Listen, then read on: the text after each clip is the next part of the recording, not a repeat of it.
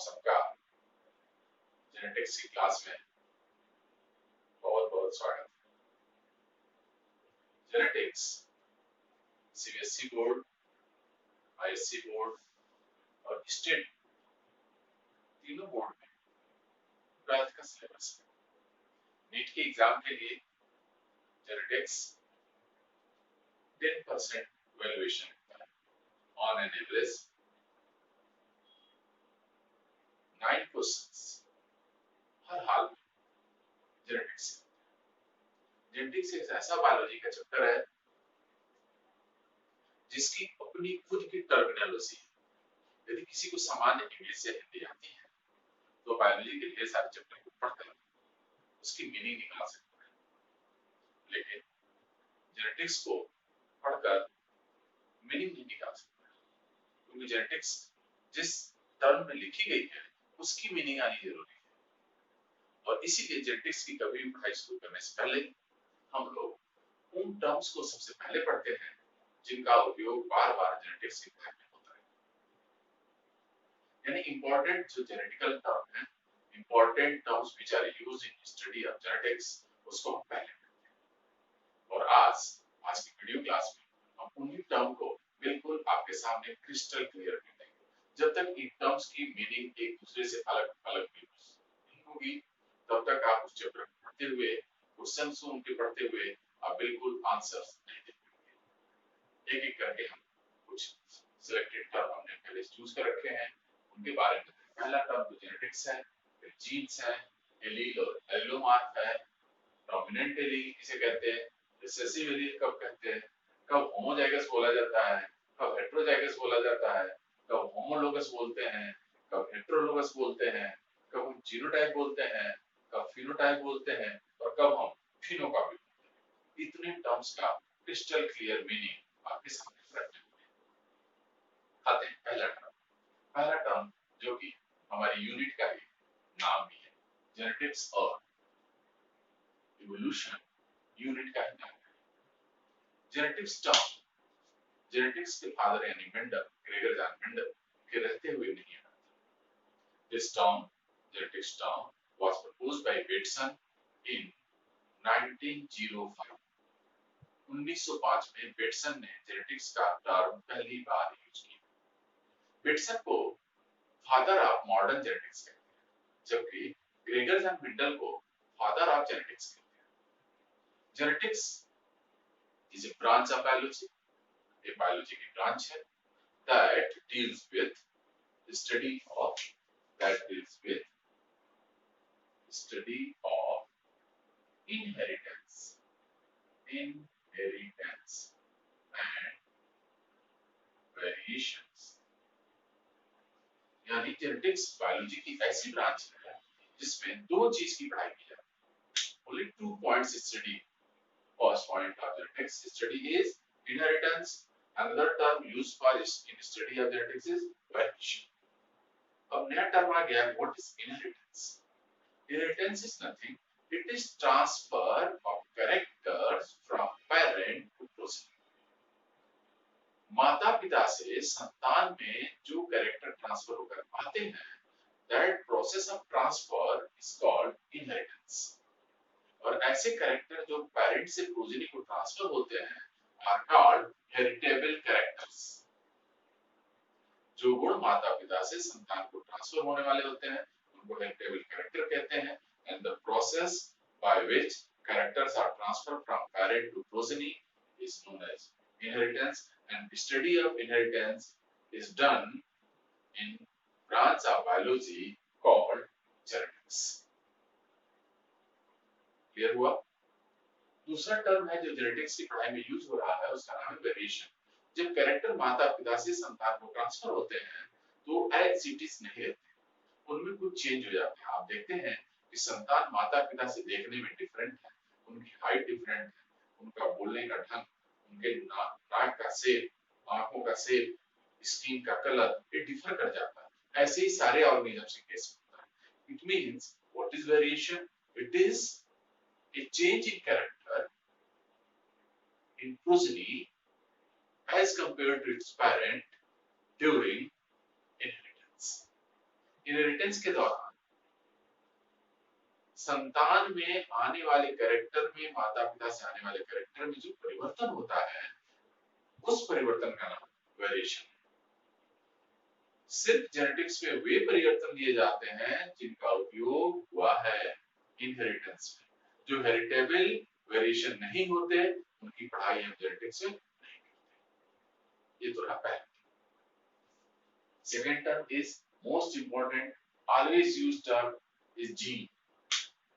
फिर ये बात रखिए, जाने रखिए, मेंडल के समय जेनेटिक्स टर्म नहीं था, मेंडल के समय gene term. The term gene was proposed by Johnson in 1909. Gene term पहली बार जॉनसन ने 1909 में प्रपोज किया। जीन का मतलब मेंडल के लिए क्या था, जो कि फादर ऑफ जेनेटिक्स कहे जाते हैं। Gene for Mendel was it is a factor responsible for inheritance of a character। एक कैरेक्टर को माता पिता से संतान में ले जाने के लिए जो जिम्मेदार कारक है उसी का नाम जीन। जेनेटिक्स में जीन है।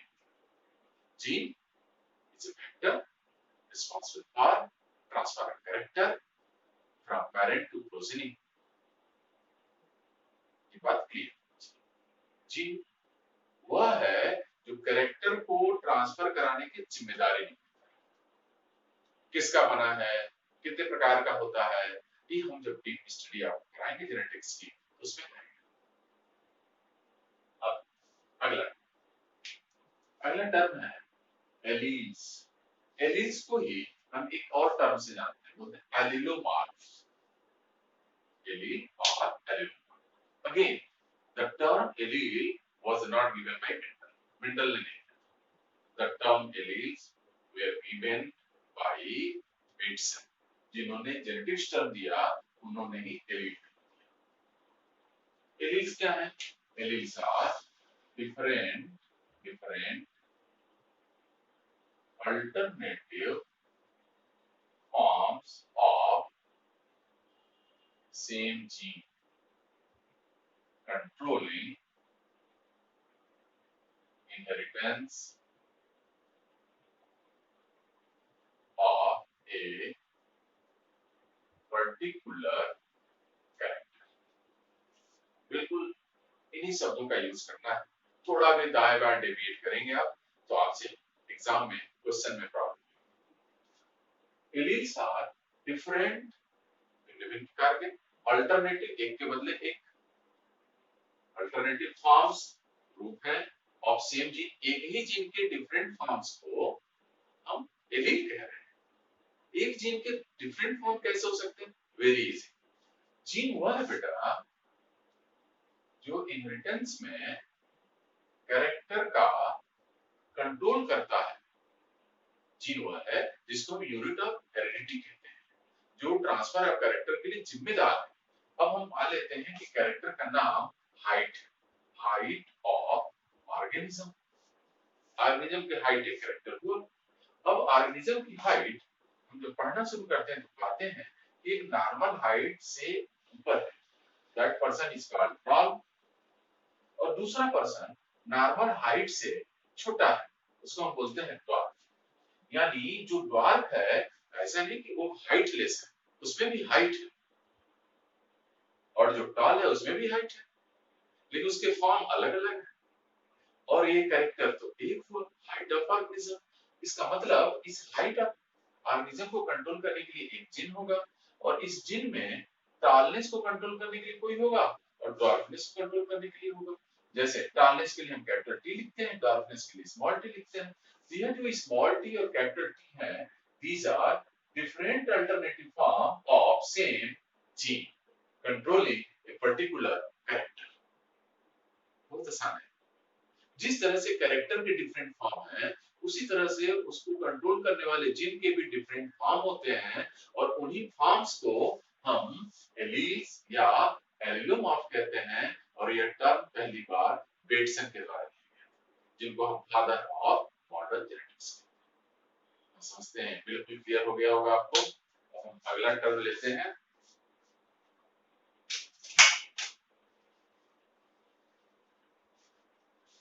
अगला टर्म है होमोजाइगस, सॉरी डोमिनेंट एलील्स। बहुत आसान है भी। कब एलील को डोमिनेंट होते हैं?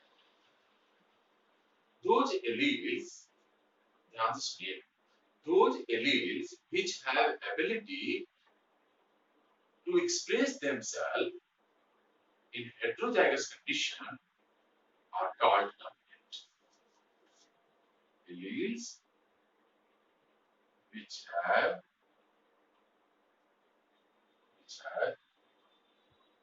ability to express themselves in heterozygous condition are called dominant. Heterozygous condition क्या है? कैपिटल टी स्मॉल टी में जो अपने को एक्सप्रेस करेगा वो dominant. Capital R small R different form है, एक दूसरे से सिमिलर नहीं है, इनको हेट्रोजाइगस कहेंगे और हेट्रोजाइगस मीनिंग बताएंगे हम आपको। इसमें से जो एक्सप्रेस करेगा वो डोमिनेंट और जो एक्सप्रेस नहीं करेगा उसी को हम रिसेसिव, यानी recessive alleles can not express themselves in heterozygous condition. Dominant alleles have ability to express themselves in heterozygous condition. जैसे कैपिटल टी स्मॉल टी लिखे, कैपिटल टी एक्सप्रेस करता है, that will be called dominant. Dominant को हम capital letter से, यानी capital लिखा हुआ हो तो आप समझ सकते हैं कि ये डोमिनेंट। स्मॉल लेटर से हम रिसेसिव कहते हैं, जो एक्सप्रेस नहीं करता है हेट्रोजाइगस। अब यह टर्म आ गया इस डिफिनीशन में हेट्रोजाइगस कंडीशन। तो हेट्रोजाइगस होमोजाइगस क्या होता है अगले बार में समझते हैं। होमोजाइगस आइडेंटिकल ऑर्गेनिजम्स, ऐसे सिंपलीफाई करते रहे, organisms having identical alleles are called homogeneous. ऐसे ऑर्गेनिज्म जिनके एलील आइडेंटिकल हो उनको होमोजाइगस, जैसे capital T small R capital Y. यहाँ हमने एलील्स को समान लिखा है, एक जैसा आइडेंटिकल लिखा है, और आइडेंटिकल वो ऑर्गेनिज्म जिसके एलील आइडेंटिकल हो उनको हम होमोजाइगस। और ठीक इसका opposite, organisms having unidentical alleles are called heterozygous. जैसे ऊपर लिख ही रखा था, capital T small T, capital R small R, capital Y small Y, ये तीनों जो हमने लिखा है एलील का पेयर, ये तीनों के तीनों अनआइडेंटिकल है। और ऐसे ऑर्गेनिज्म जिनके एलील अनआइडेंटिकल हो उनको हेट्रोजाइगस, और जो हेट्रोजाइगस में एक्सप्रेस करे उसको हम डोमिनेंट, और जो एक्सप्रेस ना करे उसको रिसेसिव। अगला होमोलोगस। होमोलोगस बहुत अच्छा टर्म है, होमोजाइगस से मैचिंग है लेकिन अपने डिफिनीशन में डिफरेंट है। होमोलोगस क्या है? These are chromosomes having identical genes। वे क्रोमोसोम जिनके जीन एक जैसे होंगे, एलील नहीं, जीन एक जैसे होंगे, that chromosomes are called homologous। जैसे हम एक जीन बनाया, हमने उसका दूसरा जीन बनाया, सॉरी एक क्रोमोसोम बनाया दूसरा क्रोमोसोम बनाया, इसमें लिखा 1 2 3 4, ये जीन है जो इस क्रोमोसोम पे है, genes are located on chromosomes, और दूसरे इसके क्रोमोसोम पे हमने 1 डैश 2 डैश 3 डैश 4 डैश लिखा। ये दोनों क्रोमोसोम पे जीन एक है, एलील अलग अलग है, लेकिन जीन तो एक ही एलील के डिफरेंट फॉर्म होते हैं। Such type of chromosome are called homologous। homologous chromosome का क्या महत्व है? Synapses and crossing over always occurs between homologous chromosomes। Similar character के बीच एलील का एक्सचेंज होता है। Heterologous क्या है? Chromosomes having unidentical genes. अब हम इसी क्रोमोसोम की पेयर को 1 2 3 4 लिखें और इनके दूसरे पे जीन 5 6 7 8 लिखते हैं, तो ये दोनों आपस में सिमिलर एलील वाले जीन वाले नहीं हुए, और इस तरह के क्रोमोसोम को हम हेटेरोलोगस कहते हैं। होमोलोगस हेटेरोलोगस क्रोमोसोम के लिए यूज किया जाता है, होमोजाइगस हेटेरोजाइगस ऑर्गेनिज्म के लिए यूज किया जाता है। और अगला टर्म आता है जीनोटाइप, फिनोटाइप, फिनोटाइप। ये जो टर्म है ये जीन देने वाले साइंटिस्ट जॉनसन ने। जीनोटाइप क्या है? Genetic constitution of an organism. किसी भी ऑर्गेनिज्म के जेनेटिक कॉन्स्टिट्यूशन को हम जीनोटाइप कहते हैं। Genotype is genetic constitution of an organism. For example capital T, small T, capital R, small R, capital Y, small Y, किन्हीं कैरेक्टर्स को लेके ये जीनोटाइप है। ये जेनेटिक कॉन्स्टिट्यूशन है किसी ऑर्गेनिज्म का, यही उसका जीनोटाइप। फिनोटाइप क्या है? फिनोटाइप विजिबल appearance of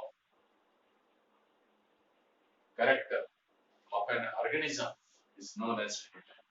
कोई देखने में हाइट में टॉल है, डार्क है, ब्लैक है, व्हाइट है, उसके पास रेड फ्लावर है, किसी प्लांट के पास रेड फ्लावर है, व्हाइट फ्लावर है, ऑक्सिलरी बर्ड है, टर्मिनल बर्ड है, ये जो कैरेक्टर है जो आंख से नजर आते हैं, जिनको हम आंखों से देख सकते हैं, दैट मींस विजिबल है, जिनको हम फील कर सकते हैं, छू सकते हैं, that is known as phenotype. और फिनोटाइप का कंट्रोल करने वाला जीनोटाइप होता है। हमको आंखों से जो दिख रहा है वो फिनोटाइप है, और जो उसके लिए रिस्पांसिबल सेल के अंदर फैक्टर है दैट इज द जीन, और उसकी कंस्टिट्यूशन का नाम जीनोटाइप। अगला है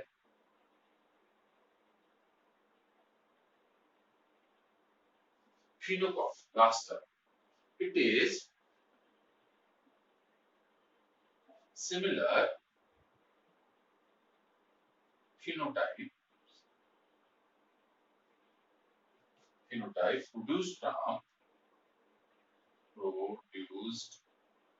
from two different genes under different environmental conditions। ध्यान दीजिए, अलग अलग जीन के अलग अलग एक्सप्रेशन। यदि दो जीन का फिनोटाइप एक जैसा हो तो उसमें से एक को दूसरे का फिनोकॉपी कहते हैं। उसी बात को हमने लिखा। Phenocopies is nothing, these are similar phenotypes produced from two different genes। Gene दो हैं लेकिन उनका फिनोटाइप सेम है, तो उसमें से एक को दूसरे का फिनोटाइप कहते हैं, फिनोकॉपी कहते हैं। और ये जो दूसरा है कब पहले की तरफ हो जाएगा, पहले वाले के फिनोटाइप की तरफ होगा under different environmental condition. Environmental condition change होने से जीन के एक्सप्रेशन में परिवर्तन हो जाता है, और उसकी वजह से एक जीन का फिनोटाइप दूसरे जीन की फिनोटाइप की तरह यदि दिखने लगे तो एक को दूसरे का फिनोकॉपी कहते हैं। ये रहे आज की इंपॉर्टेंट टर्म्स। हम फिर से इन टर्म्स के नाम बोल देते हैं। Genetics, gene, alleles, dominant allele, recessive allele, homozygous, heterozygous, homologous, heterologous, genotype, phenotype and phenotype. आगे जब टीम पढ़ाएंगे तो आगे और भी टर्म्स बताएंगे, उनकी भी क्लियर कट मीनिंग बताएंगे। इतनी बातों को तो हर हाल में हर समय जेनेटिक्स पढ़ने से पहले याद रखे रहना चाहिए, और आप भी याद करें। जहां नहीं समझ में आया होगा आप कमेंट बॉक्स में आकर हमसे पूछ सकते हैं। Thank you so much.